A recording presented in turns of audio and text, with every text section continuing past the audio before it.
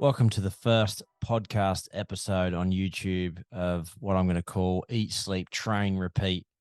Where basically, I'm going to interview sports people from all over, all different types of sports. This first episode features a young guy from Brisbane who's living in Thailand, Dylan the Machete Zanetti. He's a MMA and Thai boxer, and he's got a pretty cool YouTube channel himself.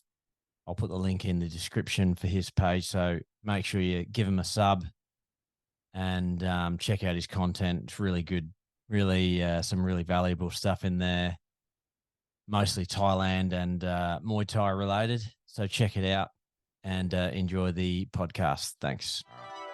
Welcome to the podcast, Dylan the Machete Zanetti. Thank you for having me, mate. I appreciate it. Coming to us all live from Thailand. Get right into that. How's it all going in Thailand?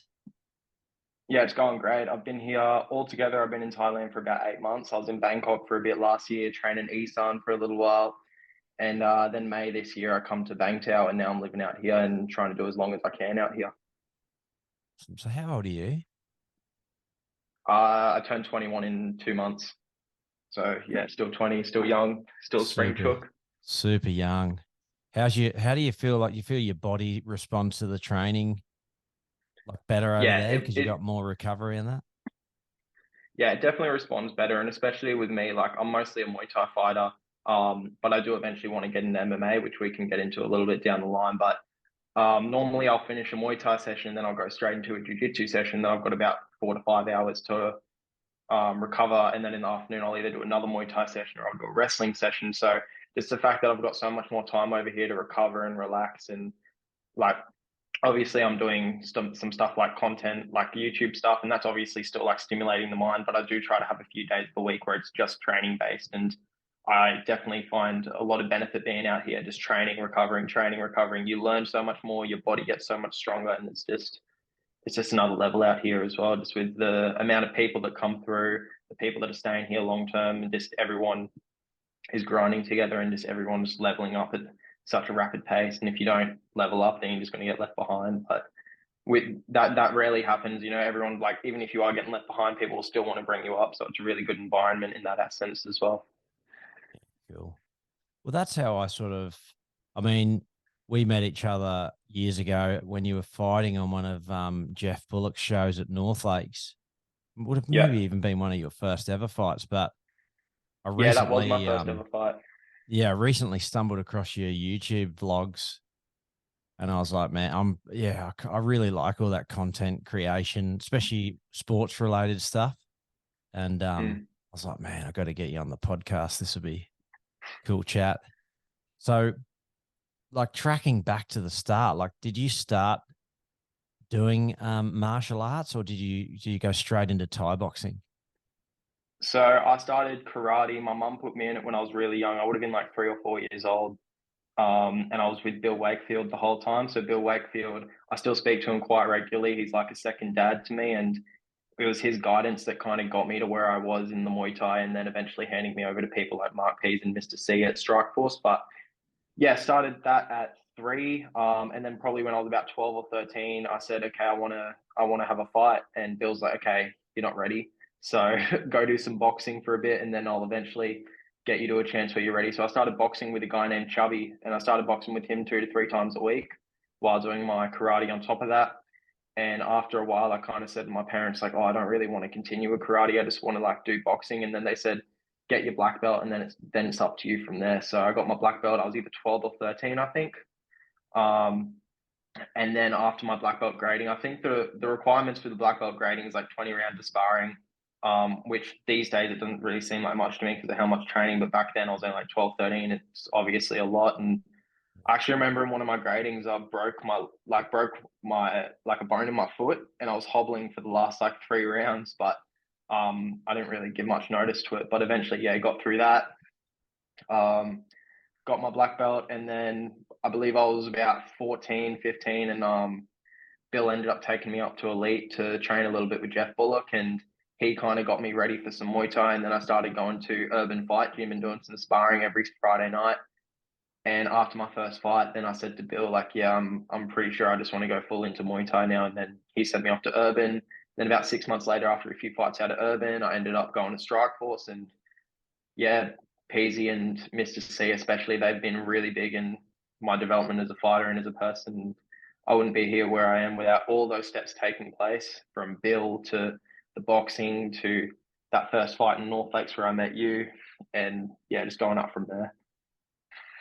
And the Strike Force boys have been doing it so well for so long. Like I've been a fan of the sport since like probably the mid '90s at least, and I can remember Pixie, um, TS2, Diamond Jim, Triple D. So many awesome old school fighters come out of that gym. It's got such a great Mm. history. Yeah, and the great thing is that a lot of those fighters still come into the gym. So I'm pretty sure Danny's at the gym now. Triple D, he's holding pads for the gym. TS2, Aaron Lee, him and his missus go in there quite regularly. Pixie will pop in like once a year, hit the bag, show everyone that he's still got it, and then he'll leave.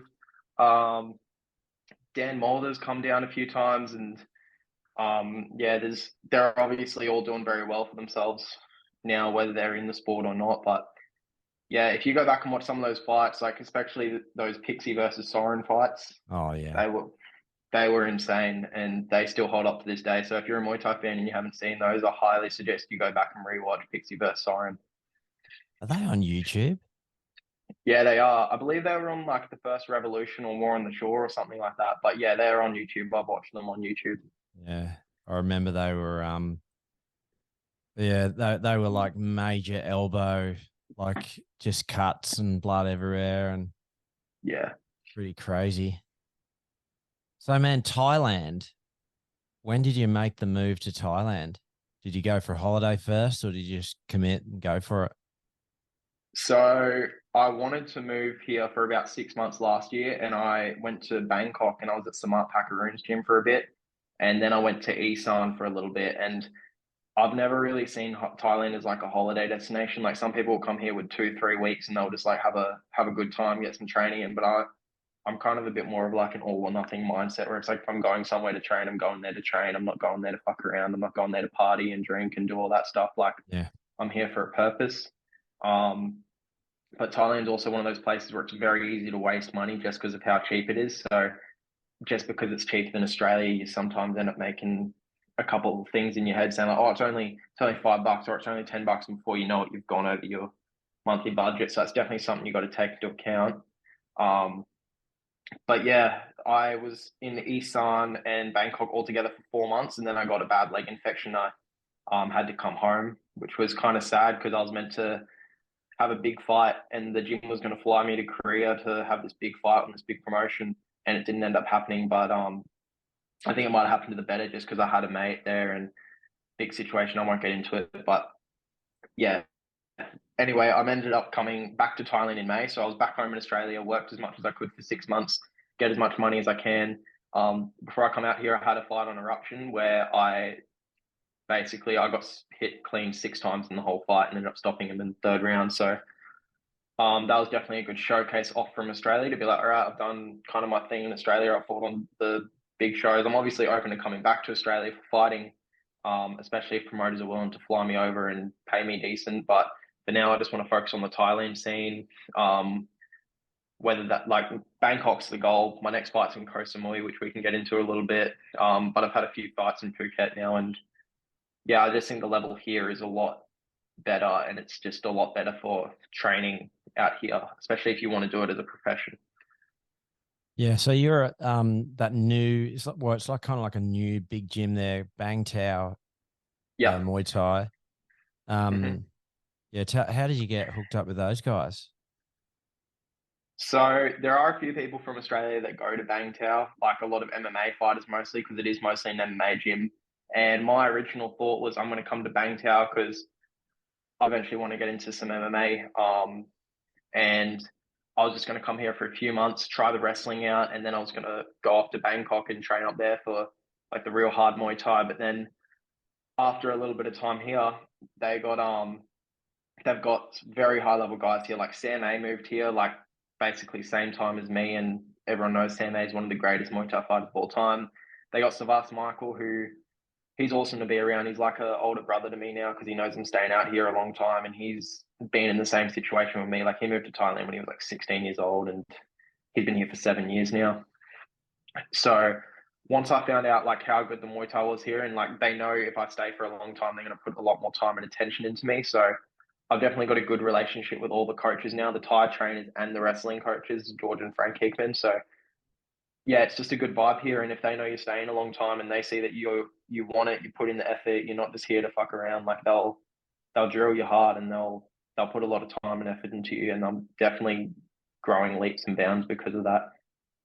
Yeah, I mean, I was watching the vlogs, and when I was watching your vlogs, I stumbled across the like daily vlogs that those guys were doing, or the people of Bangtao, and man, like I'm way too old to be fighting, but I keep myself really fit. I'm always running. I do a bit of coaching, Thai boxing coaching. I've got a good little gym at home, but I watch you guys training. I'm like, oh man, I just love to be out there training.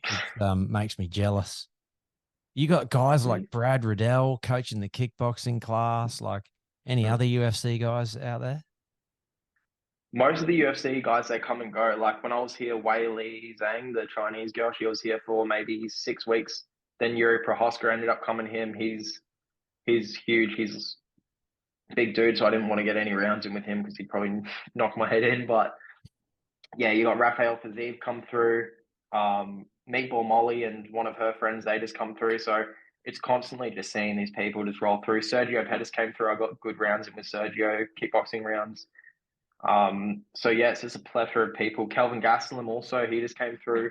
So you're always like around these guys, and it almost makes it normal that you're around these guys, and it Yeah. makes it like not Yep. such a big deal that like, oh, this person's in the UFC, and then like there's so like you walk into a room, there's 10 UFC guys, and it's like, oh, this is normal. Like this is so much. Not that it's easier to attain, but it's more realistic than like back home where there's no UFC fighters or there's one UFC fighter in the gym. You know what I mean? What do you like when you're watching them train? Like, what's their work ethic like? They train really hard, or are they using their brain a bit more and like sort of just thinking about what they're doing? Like, Bit yeah, of both. Like Yuri is probably the most crazy person I've ever seen train. I remember getting to the gym one time at 7:30 a.m. before the kickboxing class. Yuri was training, and then I got done at 11:30 when I finished my jiu-jitsu. Yuri was still training, and then I leave the gym. I have a feed. I have a sleep. I come back at 3:30 to hit the air bike before training. Yuri's doing some weights and he's still training, and then he spars, and then after sparring, he's still doing drills. So he could have been in the gym all day, like.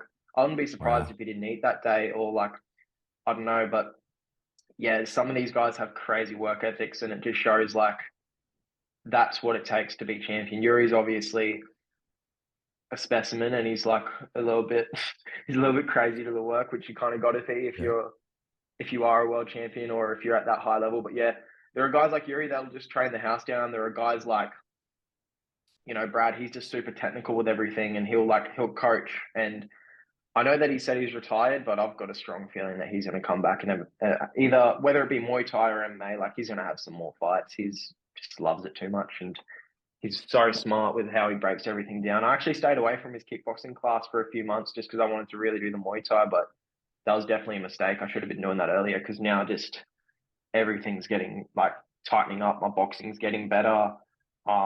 I'm getting better at fighting the Thai style because I'm like not trying to match a Thai style with a Thai style. I can switch to a kickboxing style if I need to, yeah. then switch back to a style. You know what I mean? So Brad's a smart dude when it comes to that. But yeah, it's a mix of both, and it's completely preference. But obviously, they all do have strong work ethic. Sorry, they all have strong work ethics. They're in here at least twice a day. So Yeah. yeah, it Just changes person to person though. just what you touched on there, man. Like if you're like a Westerner, you're crazy trying to fight a Thai like a Thai. Like you're gonna Yeah. get kicked and just bashed up. Mm, Like you've got to get in, get out, cut mm, angles, move around more, and mm, I guess you run the risk of losing on points depending on how they're scoring it. But yeah, what do mm, you think about that? You think that's an approach that you take into a fight if you're fighting a mm. Thai? Well, I guess it depends who you are as well. Like there are some people that can fight a Thai like a Thai. Like So that's Michael. He can sit there and he can play the Thai game.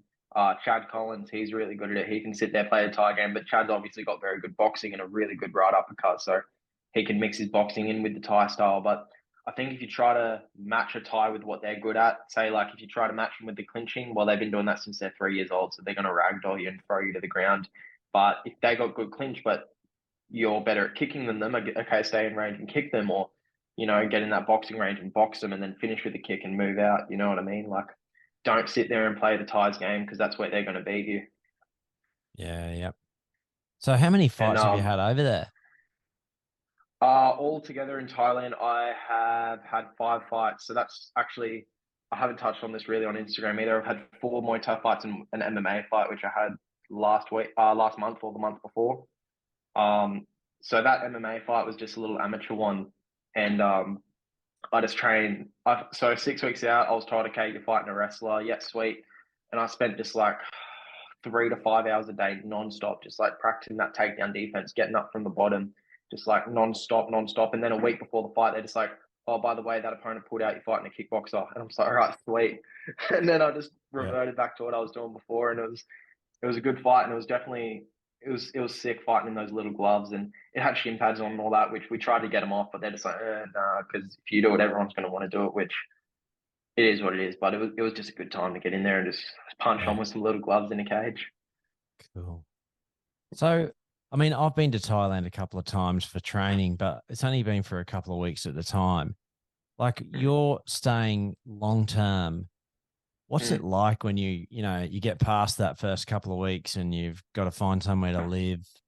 Like, Mm. is it expensive or can you do it in a cheap way or? It's You can do it cheap, but you've got to really watch your spending. Like, for example, the first month I got here, I was paying 13,000 baht per month for a room, and I knew like I did not want to stay there for that because that's like 600-700 Australian, roughly around that range. I'm just like, I don't want to stay here. I'm just here for a month, looking around, and then I met someone at the gym, and he told me that he was staying in a place for about 6,000-7,000 baht. And I was like, fuck, I got to get on that deal. So I'm paying less than $100 a week for rent out here. Got to be mindful of how much you use the aircon because that'll chew up electricity, chew up your costs. Cooking at home, which I'm doing a lot of, that's saving me a lot of money. And I just feel better when I cook at home because I'm able to eat more meat rather than just getting massive plates of rice and barely any meat. Um, True. but yeah, it's very easy to waste money in Thailand, but you just got to find out, okay, this is what I can like, this is what I can waste money on. This is what like no, this is what I can spend money on, and this is more like a want, and maybe I can push that back a little bit longer, whether it be till my next fight when I get a bit of money coming in. Um, so yeah, you definitely got to be living a little bit more of a downgraded lifestyle. Like if I'm here for 4 weeks, like money's going everywhere, but if I'm trying to be here for a year or longer, you definitely got to watch out expenses a lot more. So you've really got to you got to manage your health probably better as well. If you're going to be Mm, competing regularly, you want to be able to get in yeah, there, get paid, get out, and do it all over again. mm, yeah, definitely. Yeah, cool. So I saw one of your vlogs. You went to was it Decathlon Sports? Yeah, Decathlon. That was cheap place to get some good sports gear. So you guys can obviously go see that on my YouTube channel, but it's just like you just got to find little shops like that. Like you can either go to the gym and buy a rash guard for 2,000 baht, or you can go to Decathlon and find one for 250 baht. Like, you know, 10 times the price you get it at the gym. You might as well go to this little store. There's obviously a lot of markets as well. Like you can buy pretty cheap stuff at the markets. I end up spending couple hundred baht, which is like less than $10 a week on vegetables for the week, just because I buy at the market. Whereas if I went to the shop, it'd probably cost me $20-30. So Yeah. just finding out little places like that that'll keep the expenses lower, and you get the same thing. And chances are the market's better quality than the stores anyway. Yeah. Do you have to like barter for that, or is it just a fixed price for the food and that? Most of the time, it's a fixed price.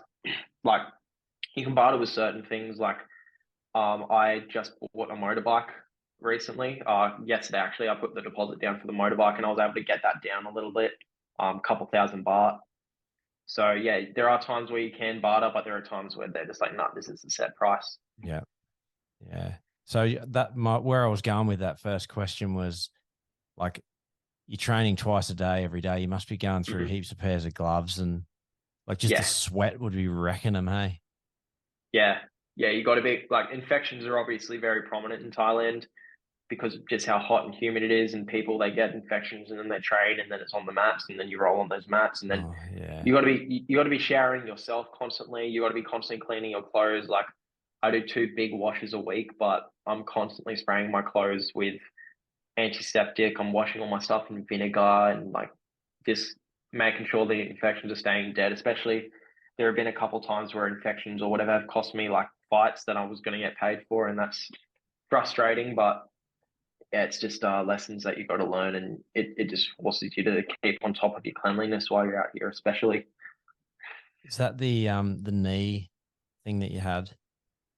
Yeah, so I was meant to be fighting in Koh Samui last week on Wednesday, and I was meant to fight a decent Thai, and about 14 days out, I ended up getting an infection in my knee. It was tiny, and one of the girls at the gym, she's been here for about 3 years, Jada. She said to me, "If I were you, I'd just take antibiotics now, kill it, and you like give yourself a week and a bit to recover, and then you should be fine." And I'm just like, "Well, fuck that! I don't want to be taking antibiotics this close to a fight because I've done that before, and they just wreck you." Like, if you don't know what being on antibiotics right before a fight is like it feels like your cardio's down. You take a body shot, you're going down. Like I just didn't want to deal with that, so I just tried to do so many natural methods, eating raw garlic, tea tree oil, betadine, just keeping the diet clean. There were so many things that I tried to do, and then eventually on a Saturday night, it popped by itself.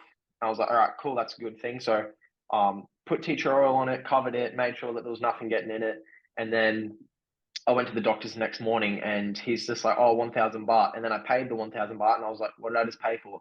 And they're just like surgery. And I was like, oh, okay then. So they ended up taking me in the room and they ended up cutting out the staph. And it didn't really look like there was much there. Like I couldn't really feel it. I was like, okay, well, whatever. And then they ended up stuffing it with some cotton. And they're just like, okay, come back tomorrow, we'll clean it. And I was like, okay. And then the next morning, I'm at the hospital, and my coach called me like, where are you? And I was just like, oh, I'm at the hospital. They cut out staff yesterday, and they're just cleaning it. And he was like, okay. So then I went to the gym that night just to watch, and he looked at me. He's like, they shouldn't be putting that cotton in there. And I was like, why is that? And he said, because it's going to stop it from closing. And I was like, okay, I'll talk to the doctor tomorrow. Speak to the doctor, and he's like, no, no, no, it's you need to have the cotton in there. It's going to help it heal. And then anyway, 2 days later, I went back to the clinic and she said, okay, tomorrow we're closed. You need to go to a different hospital. So I said, okay. Went to the other clinic and she's just like, why do you have this cotton in here? And I was just like, what do you mean? That's just what they've been doing. And she said, no, just put this antibacterial cream in it and then it'll cover itself. And I was like, okay, yeah. So I started putting the cream in it and it closed within 3 days. So then my coach mentioned this to me the other day, but he said to me, like, doctors in Thailand, they'll do that. They'll keep stuffing your leg like your infection full of cotton, so you keep going back there, you keep paying the money. And then I got to 6 days out from the fight. I said to my coach, like, give me one more day, my leg will be closed, and I can train hard for 3 4 days. My body's already strong, and then I'll be good to fight. And he's just like, mate, I'm pushing this fight back to next month because I don't want you to go into a fight without being fully prepared, especially of this magnitude. So that Koh Samui fight has now been pushed back to October 4th. And they're drilling me hard because they said if I win this one and possibly one more, then I'll be fighting in Bangkok on like in Lumpini and the bigger shows like that. So Oh wow. yeah, Yeah. just want to make sure I don't have any more bullshit. I don't have any more infections going on. I don't have any of that stuff. I just want to just push hard, just train hard, and fight on those big shows. Get paid some decent money and get my name out there some more. So yeah, that's one of the things that happens in Thailand with the scams and all that and the infections. So You've just got something to to be, be aware of when you're you've coming just out got to here. be so careful, eh? Like everyone's trying to like scam everyone and Yeah, yeah, man, they see that you're white and they're just like, oh shit, he's got money. Let's see what we yeah, can get out of him. So um yeah, especially nice. like when you're just walking around, everyone's trying to sell you something. You're sitting on the beach, someone comes up to you, they're trying to sell you ice cream or a flute or whatever. It's just like, can't just fuck off. I'm just trying to enjoy myself. You know what I mean? Yeah. Yeah, it's like in Bali, they come up to you trying to sell you like a bow and arrow. Like, man, how Yeah. am I going to take that home? Like made of wood, and I'm not into bow and arrows, mate. Yeah. Man, so like you obviously do a lot of running because that's a real Mm, big thing in Thailand. And I noticed yeah. that you run at a fair old pace, like you're not hanging Mm, around. But talk us through, like, say, just an average week of training that you would do over there, like your mid-fight mm, camp. What's an average week look mm. like? So I normally do about 2 to 3 10-kilometer runs, like 8 to 10 kilometer runs a week. When you're in Bangkok or in Isan, there's no question you're running 10Ks every morning. I like Phuket better because you don't have to do those 10Ks, and I think the 10Ks are really good for your mind, but for the sport specificity, you need to change it up a bit. So I do those runs 2 to 3 times a week. I do sprints and hill sprints on top of that, air bike sprints. And then when I was leading up to that MMA fight, they don't really do this for the Muay Thai fighters because Muay Thai is already hard enough, whereas MMA is a bit more like drilling and stuff. With that MMA fight, they made you go through a circuit. And because I was doing the circuit with one of the other boys, Peter Danase, he fought in the road to UFC. We were doing 3 5-minute rounds where my fight was only 3 minute rounds. So normally I'd be doing 3 3s. This time I was doing 3 5s. And Yeah. the goal of that session is very similar to Adesanya's spider session, where it's just like the goal is to break you. Like they'll put you on the air bike for 30 seconds and then you'll be on the wall doing press ups for like X amount of time. Then you got to drag someone to the wall and then they're wrestling you and then they've got you down and you got to get up and then you're hitting the pads. Like it's just non-stop. And the goal is just to try to break you. And everyone's screaming at you like you're slowing down. It's like, no, don't fucking slow down. Put the pressure on. Like, and that's very similar to what a fight is like. So they'll put you through those hard sessions as well if you've got an MMA fight coming up. But for the Muay Thai, man, it's mostly just run, skip, shadow box, pad work, sparring, clinch work, all the classic Thai style stuff. The wrestling classes is mostly just technique.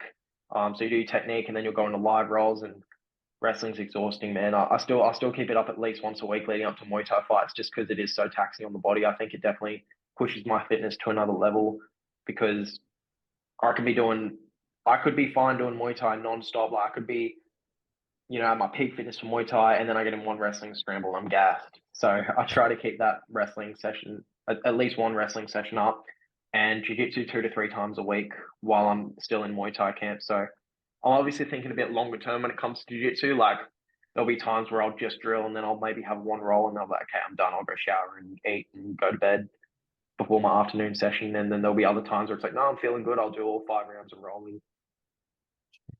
I'd assume that the wrestling would make you way stronger in the clinch in the Thai boxing Mm, fights anyway. mm. Yeah, they're it's definitely a different type of grappling. Like clinching is very uptight. Like you got to get there in the head. You got to worry about elbows and stuff like that coming at you. Clinching, you've got your hips in a lot more, whereas wrestling, you've got your hips out because if your hips are in, you're just going to get body locked and taken down. Yeah. It's definitely a different type of thing, but I definitely did notice my actual strength went up when I started wrestling. But you just got to be able to separate the two. So it's like, okay, when I'm in Muay Thai class, I'm doing Muay Thai. When I'm in wrestling class, okay, now I'm able to do the wrestling.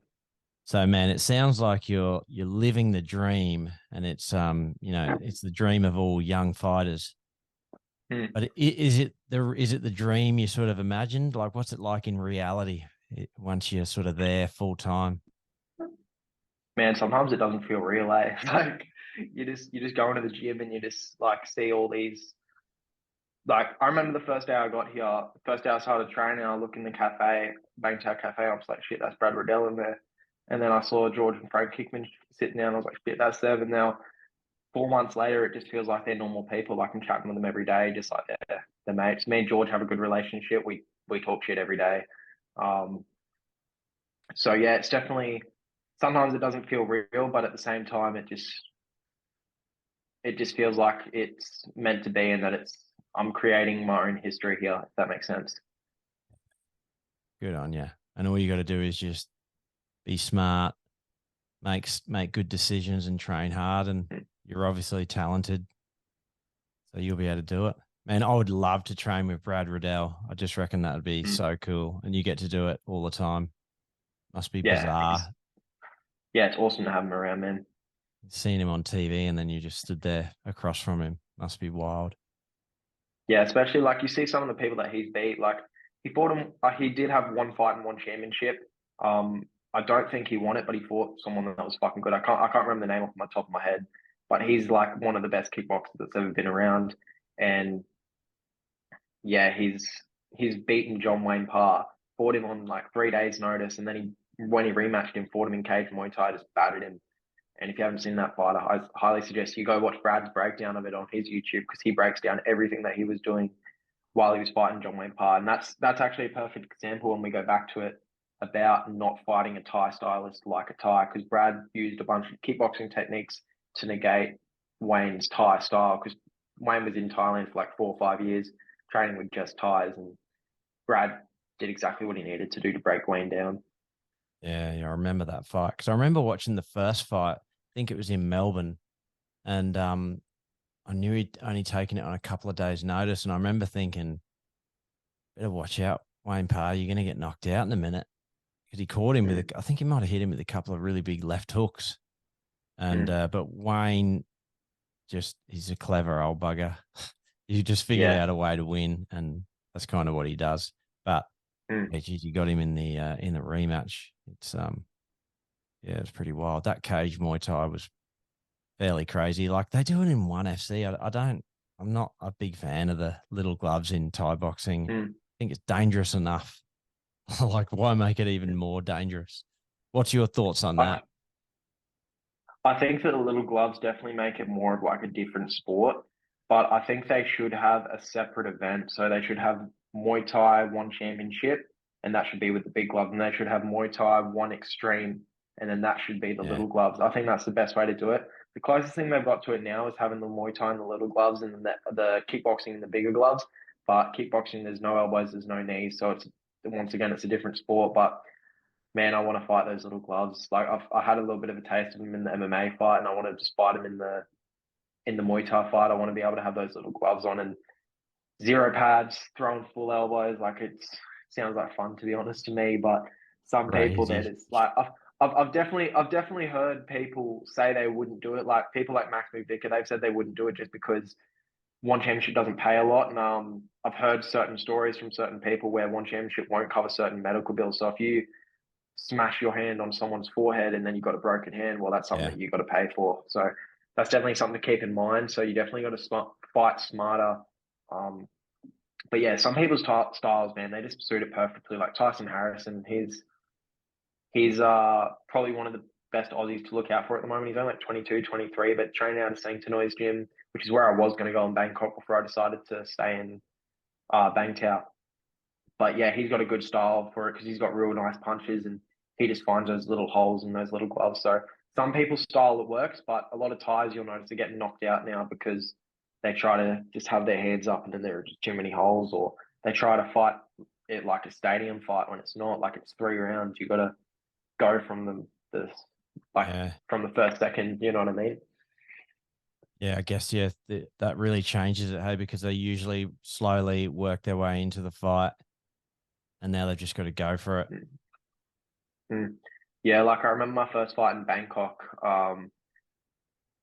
The Thai I was fighting, he was starting off really slow, and I would just hit him with one hard shot, two hard shots, but I wasn't like putting a lot of emphasis behind it. Like there was no means I was going like crazy, but because I knew they weren't scoring the first round, I knew the Thai wasn't going to start off, but I just put the pressure on him, like so I would do damage, and that would help me out later in the fight when they were scoring it.